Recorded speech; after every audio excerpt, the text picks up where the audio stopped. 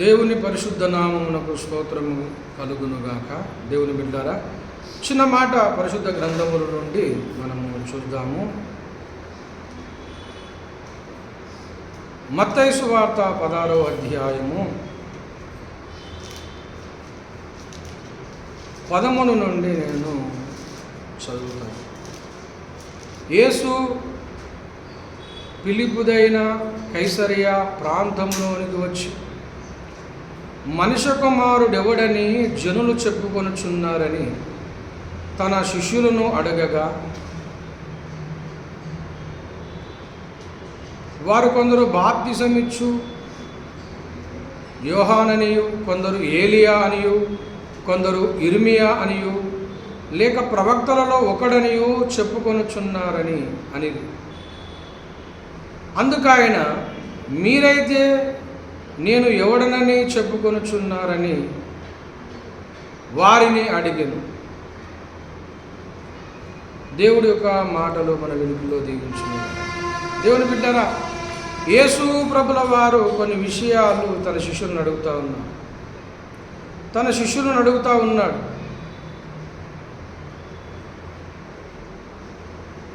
జనులు ఏమని చెప్పుకుంటున్నారు? మనుష్య కుమారుడు ఎవడని జనులు చెప్పుకొనుచున్నారు అని శిష్యులను అడిగారు. శిష్యులు అన్నారు, కొందరు బాప్తిసమిచ్చు యోహానని, కొందరు ఏలియా అని, కొందరు యోహానని, కొందరు ఇర్మియా అని చెప్పుకుంటున్నారు అన్నారు. తర్వాత రెండవ ప్రశ్న అడుగుతున్నారు, మరి మీరైతే ఎవడని చెప్పుకొనుచున్నారని వారిని అడిగారు. మీరైతే నేను ఎవరని చెప్పుకుంటున్నారు? తర్వాత శిష్యులను అడుగుతూ ఉన్నారు. జనులకు వేశాడు ఒక ప్రశ్న. జనులు ఏమనుకుంటున్నారు, ప్రజలు ఏమనుకుంటున్నారు నా కోసం అనేది మొట్టమొదటి ప్రశ్న. రెండవ ప్రశ్న, మీరేమనుకుంటున్నారు, శిష్యులు ఏమనుకుంటున్నారు? మరైతే నేను ఎవడనని చెప్పుకొనుచున్నాను, మీరేమనుకుంటున్నారు మరని రెండు ప్రశ్నలు అడుగుతా ఉన్నారు. జనులు ఏమనుకుంటున్నారు అనేది మొట్టమొదటి ప్రశ్న. రెండవది, మీరేమనుకుంటున్నారని రెండవ ప్రశ్న. దేవుని బిడ్డలారా, ఈ మత్తయి సువార్త 16వ అధ్యాయములో అనేకమైన విషయాలు, మర్మములు ఇక్కడ చెప్పబడ్డాయి. ఆ విషయాలు చెప్పుకుంటూ యేసు ప్రభుల వారు మరి పేతురు కోసం కొన్ని విషయాలు చెప్పారు.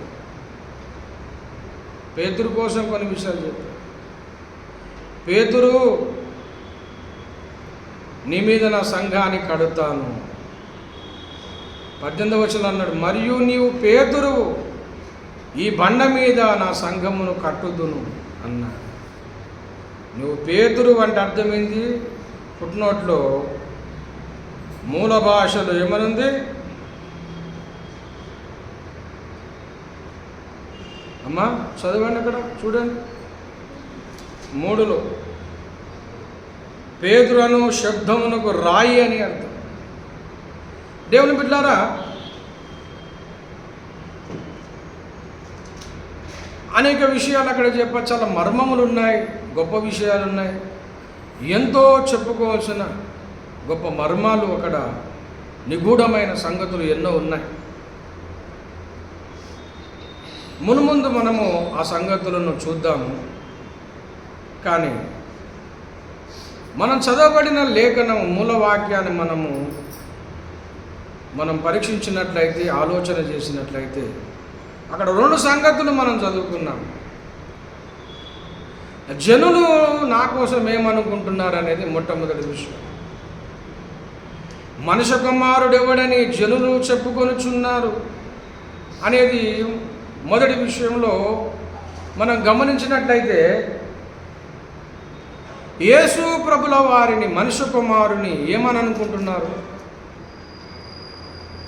అంటే, యూదులు, అక్కడున్న ప్రజలు మాత్రం కొందరు ఏలియా అని చెప్పుకుంటున్నారు, బాప్తిసం ఇచ్చే యోహాను అని చెప్పుకుంటున్నారు. కొందరు ప్రవక్తలలో ఒకడని చెప్పుకుంటున్నారు, ఇర్మియా అని చెప్పుకుంటున్నారు. ఈ విధంగా రకరకాలుగా చెప్తూ ఉన్నారు. బాప్తిసమిచ్చు యోహాను అని చెప్పుకుంటున్నారు. కొందరు ఏలియా అని చెప్పుకుంటున్నారు, కొందరు ఇర్మియా అని చెప్పుకుంటున్నారు, ప్రవక్తలలో ఒకడని చెప్పుకుంటున్నారు. ఇదే విషయము మరి మార్క్సు వార్త 8వ అధ్యాయం 27వ వచనములో, లూకాసు వార్త 9:18లో కూడా ఈ విషయాన్ని రాయబడింది. దేవుని బిడ్డలారా, అనేకులు అనేక విషయాలుగా అభిప్రాయాలు చెబుతున్నారు. ఏలియా అని, యోహాను అని, బాప్తిసమిచ్చు యోహాను అని, ఇర్మియా అని చెప్పుకుంటారు, ప్రవక్తలలో ఒకడని చెప్పుకుంటున్నారు. దేవుని బిడ్డలారా, ఈనాడు యూదులు ప్రవక్తలలో ఒకడని చెప్పుకుంటున్నారు, కానీ దేవుని కుమారుడని వాళ్ళు ఒప్పుకోలేదు, నమ్మలేదు. ప్రవక్తలలో ఒకడు అని చెప్పారు, ప్రవక్తలలో ఒకడు అని చెప్పారు. దేవుని బిడ్డలారా, ఆ విధంగా మనం పరీక్షించినట్లయితే, ఆలోచన చేసినట్లయితే, ముస్లిం సహోదరులు కూడా ఒక అభిప్రాయం కలిగి ఉన్నారు. యేసు క్రీస్తు వారి పట్ల ఒక అభిప్రాయం కలిగి ఉన్నారు. ఏంటంటే, యేసు ప్రభుల వారు ప్రవక్తలలో ఒకడు, ఆయన ఒక ప్రవక్త, ఆయన ఒక ప్రవక్త అని చెప్పుకున్నారు. పైగంబర్ అని వాళ్ళు చెప్పుకుంటారు. ప్రవక్తలలో ఒక పెద్ద ప్రవక్త యేసు ప్రభుల వారని ముస్లింలు ఒక అభిప్రాయం. యేసు ప్రభుల వారు ఒక ప్రవక్తగా వాళ్ళు నమ్ముతారు, కానీ దేవుని కుమారునిగా వాళ్ళు అంగీకరించరు, దేవునిగా అంగీకరించరు. దేవునికి కుమారుడు ఉంటాడా? దేవునికి కుమారుడు ఉంటాడా? ఉండడు కదా. దేవునికి పుట్టుకుంటుందా? ఈ యేసుక్రీస్తు ప్రభువారు పుట్టాడు కదా, యోసేపు మరియమ్మలకు పుట్టిన వ్యక్తి కనుక మరి దేవునికి పుట్టుక అనేది ఉండదు కనుక ఆయన దేవుడు కాదని, తర్వాత మరి కుమారుడుగా కాదు, పుట్టినవాడు దేవుడు కాదు, కుమారుడు కూడా దేవుడు కాదని వాళ్ళు చెప్తుంటారు. అయితే వాళ్ళు ప్రవక్త అని నమ్ముతారు. ఆ విధంగా దేవుని బిడ్డలారా, మన భారతదేశంలో ఉన్న అభిప్రాయాలు కూడా కొన్ని ఉన్నాయి. యేసు ప్రభుల వారు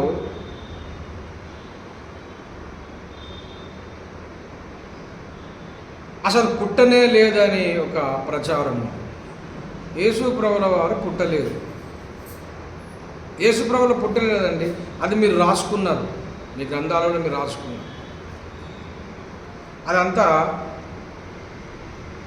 మీరు రాసుకున్న కల్పిత కథ. యేసు అనేవాడు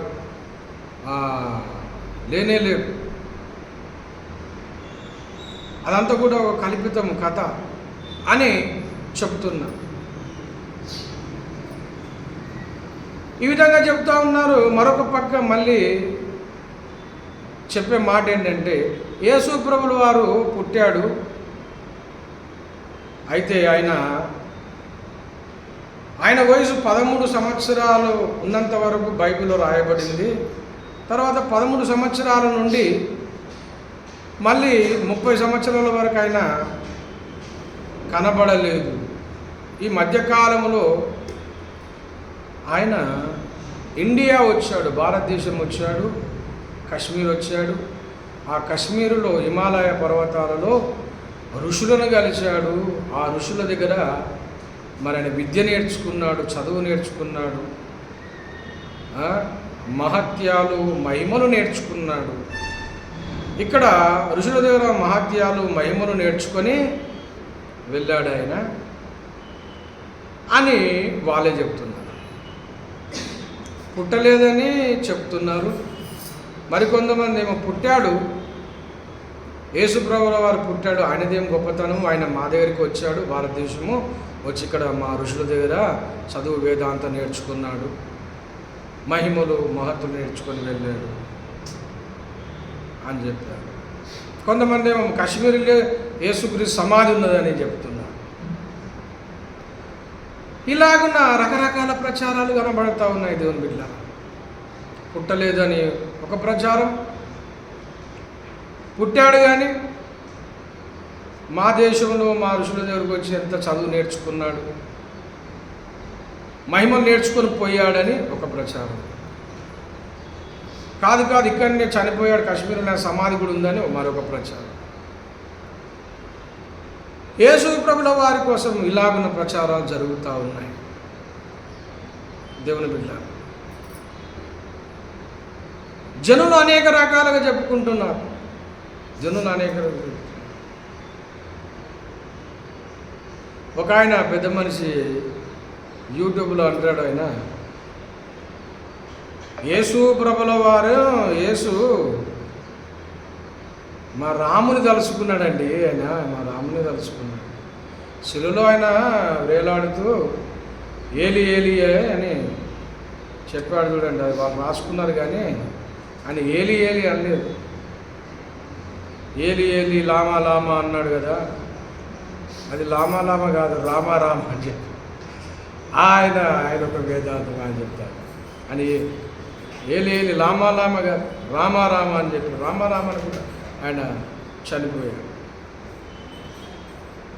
నలంద యూనివర్సిటీలో ఆయన చదువుకున్నాడు, ఆయన అంతా ఇక్కడ వచ్చి నేర్చుకున్నాడని ఆయన ఒక వేదాంతం. రకరకాల అభిప్రాయాలు చెప్తా ఉన్నారు.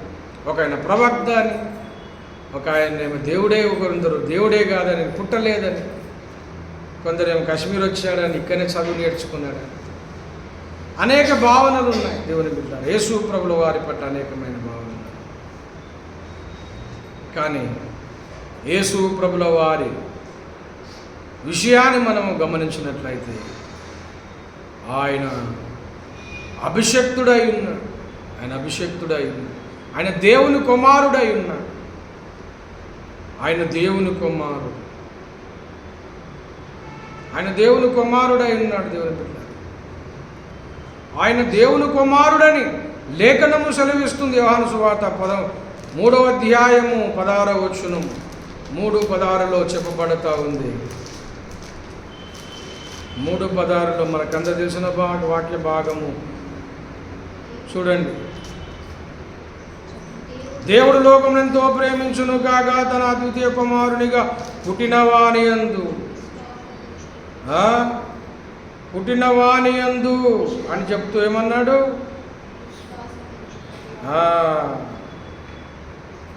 దేవుని బిడ్డలారా, పుట్టినవానియందు విశ్వాసం ఉంచు వాడు ప్రతివాడు నశింపక నిత్య జీవం పొందినట్లుగా ఆయనను అనుగ్రహించు. ఆయన అద్వితీయ కుమారునిగా పుట్టాడు.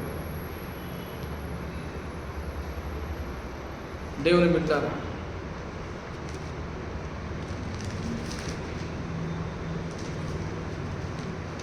తిమోతిలకు రాసిన పత్రిక చెప్పబడుతుంది. దేవుడు ఒక్కడే. 1 తిమోతి 2 అధ్యాయము 5వ వచనం చదువుతున్నా. దేవుడు ఒక్కడే, దేవునికి నీ నరులకు మధ్యవర్తి ఒకడే, ఆయన క్రీస్తు యేసు అను నరుడు అని లేఖనం సెలవిస్తా ఉంది. దేవుని యేసుక్రీస్తు అభిషక్తుడుగా వచ్చాడు, ఆయన అభిషక్తుడుగా వచ్చాడు, ఆయన అభిషక్తుడుగా వచ్చాడు.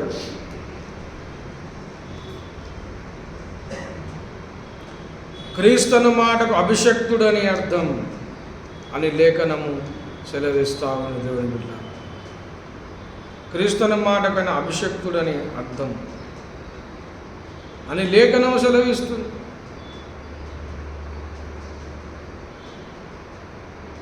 మత్తయి సువార్త 16వ అధ్యాయము 16 అందుకు సీమోను పేతురు, నీవు సజీవుడవగు దేవుని కుమారుడమైన క్రీస్తు అని చెప్పాడు. క్రీస్తు అనగా అభిషక్తుడని అర్థం. క్రీస్తు అంటే అభిషక్తుడని అర్థం. దేవుని బిడ్డలారా, లోకంలో అనేక అభిప్రాయాలు ఉన్నాయి. ప్రవక్త అనే అభిప్రాయం ఉంది, దేవుడు కాదనే అభిప్రాయం ఉంది. తర్వాత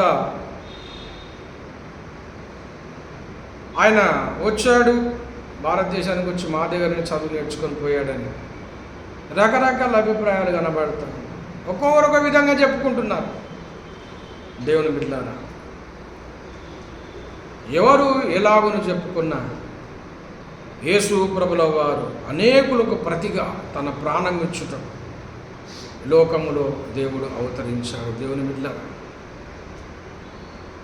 ఆయన క్రీస్తుగా లోకానికి వచ్చాడు. దేవునికి నరునికి మధ్యవర్తిగా లోకానికి వచ్చాడు. ఆయన ఎందుకు వచ్చాడు అంటే యోహాను సువార్త 1వ అధ్యాయం 29వ వచనం చెప్పబడుతూ ఉంది. ఆయన లోక పాపములను మోసుకొని పోవు దేవుని గొర్రెపిల్లగా ఆయన వచ్చాడని లేఖనము సెలవిస్తూ ఉంది. యోహాను సువార్త 1వ అధ్యాయం 29వ వచనం, యోహాను యేసును తన యొద్దకు రాగా చూసి, ఇదిగో లోక పాపమును మోసుకొని పోవు దేవుని గొర్రెపిల్ల. లోక పాపములను మోసుకోవడానికి, లోక పాపములను పరిహరించడానికి, పాపులను రక్షించడానికి వచ్చాడు ఆయన. 1 తిమోతి పత్రిక 1వ అధ్యాయం 15వ వచనంలో ఆ మాట చెప్పబడుతూ ఉంది. 1 తిమోతి 1:15 అంటున్నాడు, పాపులను రక్షించుటకు యేసుక్రీస్తు లోకములకు వచ్చాడు. 1 తిమోతి 1:15, పాపులను రక్షించుటకు క్రీస్తు యేసు లోకానికి వచ్చాడు. పాపులను రక్షించుటకు యేసుక్రీస్తు లోకానికి వచ్చాడు. 1 యోహాను పత్రికలో చెప్తా ఉన్నాడు, 3వ అధ్యాయం 5వ వచనం, పాపములను తీసివేయుటకు ఆయన ప్రత్యక్షమాయను. పాపములను తీసివేయుటకు ఆయన ప్రత్యక్షమయ్యాడు. దేవుని బిడ్డ, లోకంలో అనేక అభిప్రాయాలు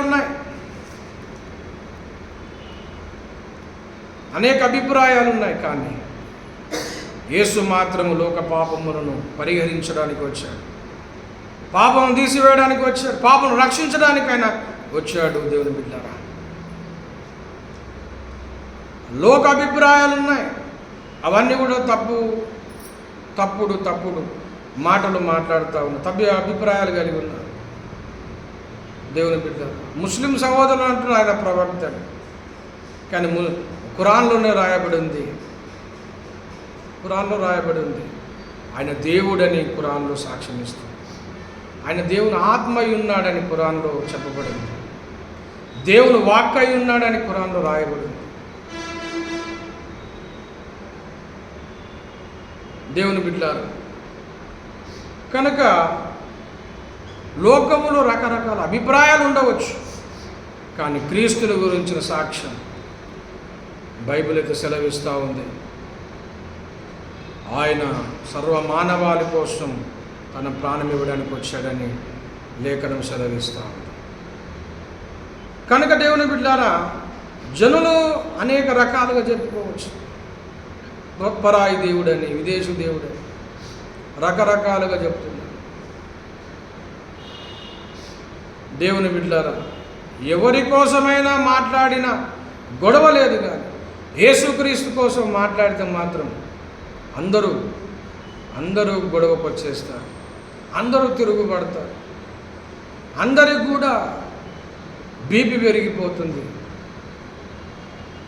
నోటికొచ్చినట్టు మాట్లాడేస్తున్నారు, ఆలోచన మరిచి మాట్లాడుతూ ఉన్నారు. దేవుని బిడ్డలారా,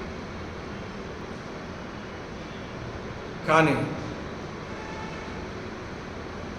లోకం ఆ విధంగా మాట్లాడుతుంది. కానీ ఈనాడు యేసు ప్రభుల వారు మరొక ప్రశ్న అడిగారు. జనులు ఆ విధంగా చెప్తున్నారు సరే, కానీ మీరైతే నా కోసం ఏమనుకుంటున్నారని శిష్యులను అడిగాడు. రెండో ప్రశ్న, మనుష్య కుమారుడెవడు అని జనులు చెప్పుకుంటున్నారు అంటే అనేక రకాలుగా చెప్పుకుంటారు, ఇంకా రకరకాలుగా చెప్పుకుంటారు. అయితే యేసు ప్రభువును అడుగుతున్న మరొక ప్రశ్న ఏంటంటే, మీరైతే నా కోసం ఏమనుకుంటున్నారు? మీరైతే నేను ఎవడినని చెప్పుకొనుచున్నారని శిష్యులను అడిగారు. అందుకు భక్త పేతురు సెలవిస్తున్న మాటను చూడండి. 16వ వచనం మత్తయి సువార్త 16:16 అంటున్నాడు. అందుకు సీమోను పేతురు, నీవు సజీవుడవగు దేవుని కుమారుడవైన క్రీస్తు అని చెప్పు. దేవునికి స్తోత్రం కలుగును గాక. దేవుని బిడ్డారా, పేతురు చెప్తున్నాడు, నువ్వు సజీవుడవగు దేవుని కుమారుడవు, నువ్వు దేవుని కుమారుడవయ్యా, నువ్వు అభిషేక్తుడవు, దేవుని కుమారుడవని చెప్తా ఉన్నాడు. దేవుని బిడ్డారా, అందుకు యేసు ప్రభువులు అంటా ఉన్నాడు, అందుకు యేసు సీమోను బరియోనా, నీవు ధన్యుడవు, పరలోకమందు నా తండ్రి ఈ సంగతి మీకు బయలుపరిచితేనే కానీ నరులు నీకు బయలుపరచలేదు అని చెప్తా ఉన్నాడు. పేతురు అంటున్నాడు, నువ్వు ధన్యుడవు పేతురు, పరలోకమందు తండ్రి నీకు బయలుపరిస్తేనే తప్ప ఈ సంగతి నీకు తెలియదని చెప్తున్నాడు. దేవుని బిడ్డారా, ఈనాడు లోకం ఏ అభిప్రాయాలన్నా కలిగి ఉండని కానీ మనకు వేసుకోవాల్సిన ప్రశ్న ఏంటో తెలుసా? మనము యేసు పట్ల ఏ అభిప్రాయం కలిగి ఉన్నాం? యేసు పట్ల ఏ భక్తి కలిగి ఉన్నాం? యేసు ఏమై ఉన్నాడు అని మనం ఏ గ్రహింపులో ఉన్నామని మనకు మనం ఒక ప్రశ్న వేసుకోవాలి. క్రైస్తవ లోకం, క్రైస్తవ సమాజం, సార్వత్రిక సంఘం ఆలోచించవలసిన ఒక విషయం ఏంటో తెలుసా? లోక అభిప్రాయాలు ఎన్నైనా ఉండవచ్చు, అది పక్కన పెట్టండి. అనేక అభిప్రాయాలు యేసుపైన చెబుతూనే ఉన్నారు. కానీ ఈనాడు మనము క్రీస్తు రక్తంలో కడగబడిన వారు, యేసునందు విశ్వాసం ఉంచబడిన మనము వేసుకోవలసిన ప్రశ్న, యేసు ప్రభువులు అడుగుతున్న ప్రశ్నకు మనము చెప్పవలసిన సమాధానం, యేసు అడుగుతున్న ప్రశ్నకు మనము చెప్పవలసిన జవాబు మనము సరిగ్గా గ్రహించి ఉండాలి. దేవుని బిడ్డ, మీరైతే నన్ను గురించి ఏమనుకుంటున్నారు అంటే పేతురు అన్నాడు, నువ్వు సజీవుడవగు దేవుని కుమారుడవని మేము అనుకుంటున్నామయ్యా అని చెప్తున్నాడు. దేవుని బిడ్డారా, ఈనాడు మనము యేసు పట్ల ఎలాంటి అభిప్రాయం కలిగి ఉన్నామో మనకు మనం పరిశీలించుకోవాలి. ఆయన దేవుని కుమారుడు,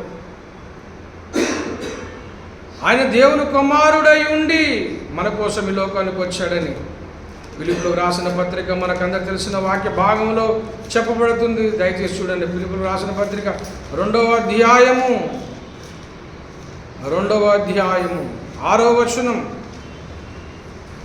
ఆయన దేవుని కుమారుడై, ఆయన దేవుని స్వరూపము కలిగిన వాడై ఉండి దేవునితో సమానముగా ఉండుట విడిచిపెట్టకూడని భాగ్యమని ఎంచుకొనలేదు గాని మనుషుని పోలికగా పుట్టి దాసుని స్వరూపము ధరించుకొని తను తాను రిక్తునిగా చేసుకున్నాను.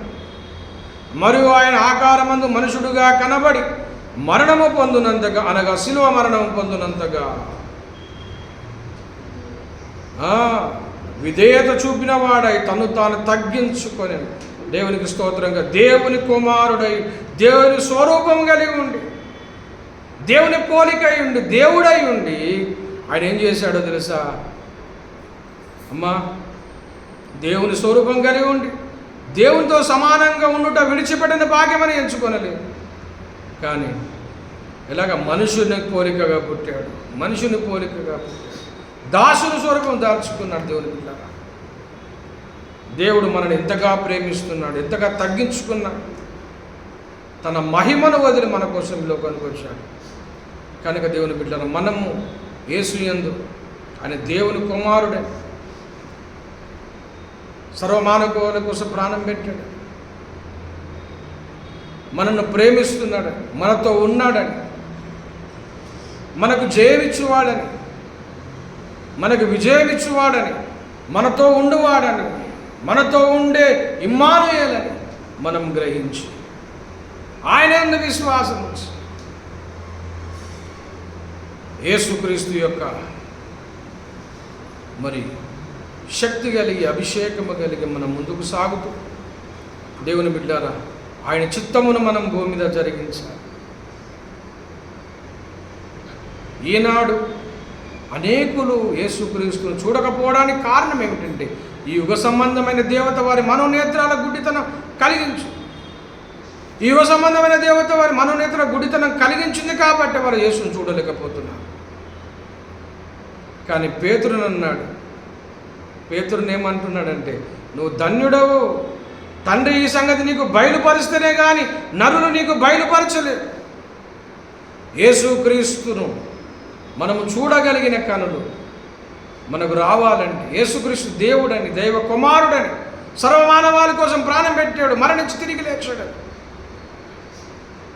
ఆయన దేవుని కుమారుడని, ఆయన అభిషక్తుడని, ఆయనని ఏకైక సత్యదేవుడని చూడగలిగి కనులు ఎప్పుడు వస్తాయంటే దేవుడు వారి ముడితే వస్తాయి, దేవుడు వారి కనులు తెరిస్తే వస్తాయి తప్ప దేవుని బిడ్డలారా, లేకపోతే ఆయన ప్రవక్త అని చెప్పుకుంటారు, ఏలియా అని చెప్పుకుంటారు, ఆయన మనవారే మనుషుడు అని చెప్పుకుంటారు, రకరకాలుగా చెప్పుకుంటారు. కానీ ఎవరి కనులైతే తెరవబడతాయో వారు చెప్తారు ఈయన దేవుని కుమారుడని చెప్తారు, ఈయన రక్షకుడని చెప్తారు, ఈయన నిజమైన సత్య దేవుడు అని చెప్పగలుగుతారు. దేవుని బిడ్డ, మీరైతే ఏమని చెప్పుకుంటున్నారన్న యేసుక్రీస్తు పట్ల నీ అభిప్రాయం, యేసుక్రీస్తు పట్ల నీకున్న ఆలోచన ఏ విధంగా ఉంది? మనను మనం పరిశీలించుకోవాలి. యేసు అడుగుతున్న ప్రశ్నకు మనం సమాధానం ఇవ్వగలం.